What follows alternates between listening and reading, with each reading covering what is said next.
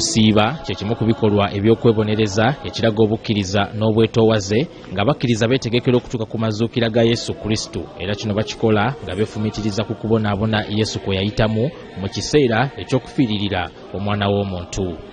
Akulira Abasodox mu ggwanga Metropolitan Yona Lwanga asinzidde mu kusaba ennamuŋŋoona n'asaba bakkiriza bonna okutwaliza awamu okweyambisa ennaku zino entukuvu nga bezza bujja mu buli kintu kyonna kye bakola. Muleme kusiiba kungulu, muleme kusiiba kulaga balala nti musiiba, naye musiibire ddala mu mitima gyammwe, musiibe nga mubonerera munda wammwe. Ekyo kye kijja okubayamba okubeera n'obwekwamu obutuukiridde obutukuvu eri Katonda wammwe. Ekisibo kino bwe kituukidde ng'abantu bangi bafunye okusoowagana mu ngeri ezitali zimu, era emikwano mingi gisaanyeewo ssaako n'amaka gasattulukuse nga kumpi buli muntu aliko ebinuubule eby'ebikolwa ebitali bya bwenkanya. Kyokka Metropolitan Yona Lwanga bano abawadde amagezi ag'okusonyiwagana nga yemu ku ngeri gye basobola okuyitamu okufuna ku kusaasira kwa Mukama. Bulijjo musonyiwaganenga kubanga buli kaseera buli omu asobya munne, naye mufune obuvumu obusonyiwagananga.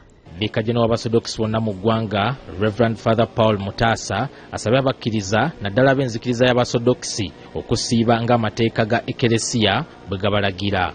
Eno ewaffe tetusiiba byakulya nti oba nsiibye emmere gundi oba nsiibye nnyama ngenda kulya ennyama olunaku oluddako. Nedda, wano tusiiba ebyo byonna ebirimu butto, ebyo byonna ebirimu butto tusiiba.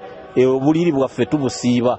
Awo nno waliwo okwetegereza ennyo omukkiriza yenna. Sooka muteese mwembi omwami n'omukyala mwegezese mwe bennyini mulabe oba ennaku 40 musobola ozimalako nga musiiba. Ate ye omubaka wa lw'emiyaga mu lukiiko lw'eggwanga olukulu Theodore Ssekikubo ono nga y'omu ku beetabye mu kusaba kuno agambye nti ekiseera kino baakukiwaayo mu maaso ga Katonda nga basabira abakulembeze abatwala eggwanga lino.